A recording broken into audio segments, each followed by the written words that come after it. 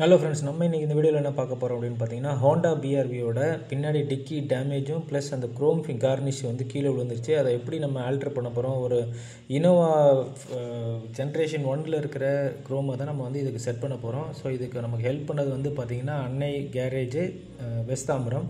அதோட டீட்டெயில்ஸ் எல்லாம் நம்ம டிஸ்கிரிப்ஷனில் கொடுக்குறேன். ஸோ இவர் தான் இந்த ஐடியா கொடுத்தாரு.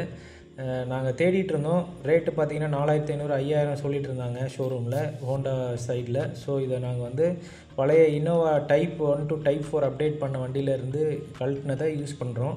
ஸோ இதுக்கு நம்ம வந்து சைஸ் ஆல்ட்ரேஷன்லாம் பண்ண வேண்டியிருந்தது. இன்னர் சைடில் பார்த்திங்கன்னா கொஞ்சம் மார்க் பண்ணி நம்ம கட் பண்ணோம். சைடில் 2 சைட்லேயுமே வந்து கட் பண்ணோம். நம்ம பெருசாக ஃபுல்லாகவே விட்டோம் அப்படின்னா நம்ம ஸ்க்ரூ பண்ண வேண்டியிருந்தது. ஸோ பாடியில் ஸ்க்ரூ பண்ண வேண்டாம், அடிஷ்னல் ஸ்க்ரூ பண்ண வேண்டாம்னு சொல்லிவிட்டு நாங்கள் இந்த கார்னிஷ்லேயே வந்து பார்த்திங்கன்னா சென்டரில் லெஃப்ட் ஹேண்ட் சைட்லேயும் ரைட் ஹேண்ட் சைட்லேயும் ஒரு ஸ்க்ரூ நாங்கள் ஒரு ஹோல்ஸ் மட்டும் போட்டோம். பாடியில் எக்ஸிஸ்டிங் ஹோட்டல்லே நம்ம வந்து பார்த்திங்கன்னா 2 ஸ்க்ரூ பின்னாடி பேக்கப்பில் கொடுத்து டைட் பண்ணியிருந்தோம். அதுதான் இந்த வீடியோவில் நம்ம பார்க்க போகிறோம். ஸோ பார்த்திங்கன்னா நம்ம மெஷர்மெண்ட் எடுத்து நம்ம வந்து ஓரளவுக்கு நாங்கள் வந்து ஒரு 90% வந்து நீங்கள் லாங் ஷாட்லேருந்து பார்த்திங்கன்னா அது ஹோண்டா பிஆர்வியோட கார்னிஷ்னே தான் நினைப்பீங்க. அந்த அளவுக்கு நாங்கள் அண்ணன் ரெடி பண்ணி கொடுத்தாங்க.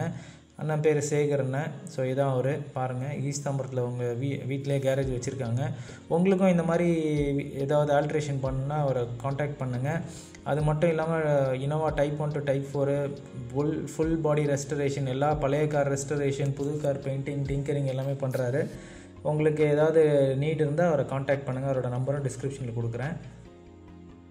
ஸோ இந்த வேலையை நாங்கள் வந்து பார்த்திங்கன்னா இந்த டிங்கரிங், அந்த டிக்கியில் டென்ட்டு டிங்கரிங் எல்லாமே பார்த்திங்கன்னா ஹாஃப் டேயில் எங்களுக்கு பண்ணி கொடுத்தாங்க. காலைல 10 மணிக்கு ஸ்டார்ட் பண்ணி அந்த கார்னிஷ் நாங்கள் ரெடி பண்ணி கட் பண்ணி அதுக்கு ஏற்ற மாதிரி இந்த எக்ஸிஸ்டிங் ஹோல்ஸ்லேயே நாங்கள் ரெடி பண்ணி மாட்டி அது போக டிங்கரிங் எல்லாம் பண்ணி முடிக்கிறதுக்கு எங்களுக்கு அவ்வளோ நேரம் தான் ஆச்சு. அதுக்கப்புறம் பெயிண்டிங் எல்லாமே பண்ணி ரொம்ப எமர்ஜென்சின்னு கேட்டதுனால அன்றைக்கி நைட்டு 7 மணிக்கே நாங்கள் டெலிவரி எடுத்துட்டோம் பெயிண்ட் பண்ணி. ஸோ அதை தான் நீங்கள் பார்க்க போகிறீங்க.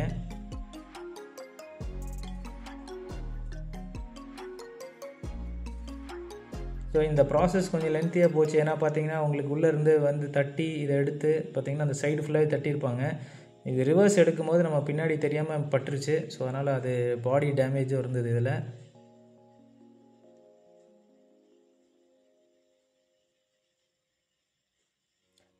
அண்ணா பார்த்திங்கன்னா ரொம்ப எக்ஸ்பீரியன்ஸ்டு டிங்கரு. நம்ம தேவையில்லாமல் வந்து பார்த்திங்கன்னா இந்த சில பேர் பம்பரில் வந்து அந்த போல்ட் மாட்டுற காதுன்னு சொல்லுவோம், அது இல்லைன்னு சொல்லிவிட்டு பம்பரில் ஸ்க்ரூ பண்ணுவாங்க. அதெல்லாம் பண்ணவே மாட்டார்.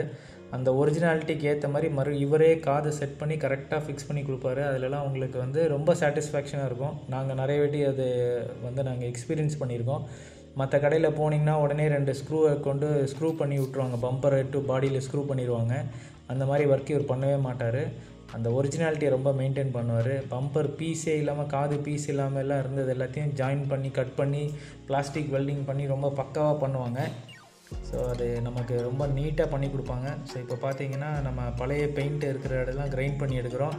நிறைய கடையில் இதுவும் பண்ண மாட்டாங்க. டேரெக்டாக வந்து பார்த்திங்கன்னா டிங்கரிங் பண்ணிட்டு அப்படியே மெட்டல் ஷீட்டை உங்களுக்கு வந்து இந்த புட்டியை அப்ளை பண்ணிடுவாங்க.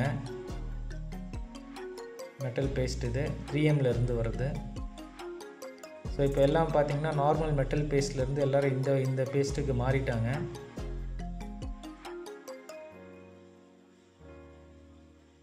பாடி ஃபில்லர்னு இதுக்கு பேர் இப்போது. ஏன்னா இது வந்து ரொம்ப சாஃப்டாக தான் இருக்கும். மெட்டல் பேஸ்ட் மாதிரி ஹார்டாக இருக்காது, பட் அதை விட ஸ்ட்ராங்காக இருக்கும். 3M பிராண்ட்லேருந்து வருது இது. ஸோ இது கூட வந்து நம்ம அந்த ஹார்ட்னர் வந்து மிக்ஸ் பண்ணுறாங்க. ஸோ மிக்ஸ் பண்ணிவிட்டு அது ஹார்ட்னர் பார்த்திங்கன்னா 20 செகண்ட்ஸ் 30 செகண்ட்ஸ்க்குள்ளே காஞ்சிருது. அதுக்கப்புறம் நம்மளால் அதை யூஸ் பண்ண முடியல. ஸோ மிக்ஸ் பண்ணிவிட்டு உடனே பண்ணுன்றதுக்காக கொஞ்சம் கொஞ்சமாக மிக்ஸ் பண்ணி போட்டார்.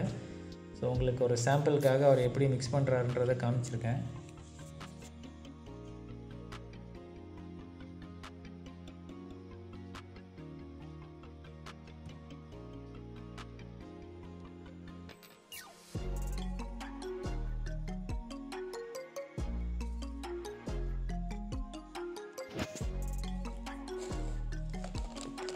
இதுக்கு ஒரு 4 வாட்டி போட்டிருப்பார் மெட்டல் அந்த பேஸ்ட்டு,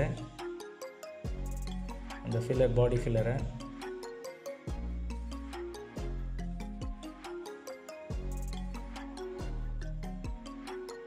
ஸோ முடிஞ்ச அளவுக்கு நீங்களும் வண்டி எங்கேயாவது கொடுக்குறீங்க அப்படின்னா அந்த டென்ட்டு ரொம்ப இருந்து நிறைய ஃபில்லர் போடாதீங்க. டென்ட்டை வந்து நல்லா ஈவனாக மேக்ஸிமமாக ஷீட்டை அந்த மெட்டல் ஷீட்டை எவ்வளோ தூரம் வந்து ஸ்ட்ரைட் பண்ண முடியுமோ நீங்கள் அடிச்சுட்டு நீங்கள் ஃபில்லர் போடுங்க. அப்போ தான் நாளைக்கு வந்து பார்த்திங்கன்னா பிற்காலத்தில் வந்து ஹீட்டில் இருக்கும்போது அந்த கிராக் வராது, பெயிண்டில் கிராக் வராது, இல்லை அந்த பட்டி வந்து உடஞ்சி விழாது.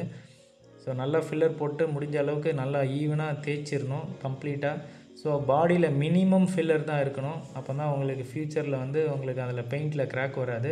ஸோ இது கம்ப்ளீட் பண்ணதுக்கப்புறம் நீங்கள் பார்க்குறீங்க, நாங்கள் வந்து இதுக்கப்புறம் பெயிண்ட் பூத்தில் பெயிண்ட் கொடுத்துட்டோம்.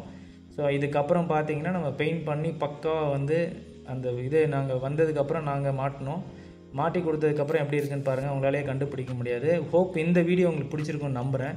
இந்த வீடியோ உங்களுக்கு பிடிச்சிருந்தால் லைக் பண்ணுங்கள், ஷேர் பண்ணுங்கள், சப்ஸ்கிரைப் பண்ணுங்கள். மறக்காமல் அப்படியே பெல் ஐக்கனை கிளிக் பண்ணுங்கள். அப்போ தான் நான் போடுற புதிய வீடியோ உங்களை வந்து சேரும். தேங்க்ஸ் ஃபார் வாட்சிங். Have a good day.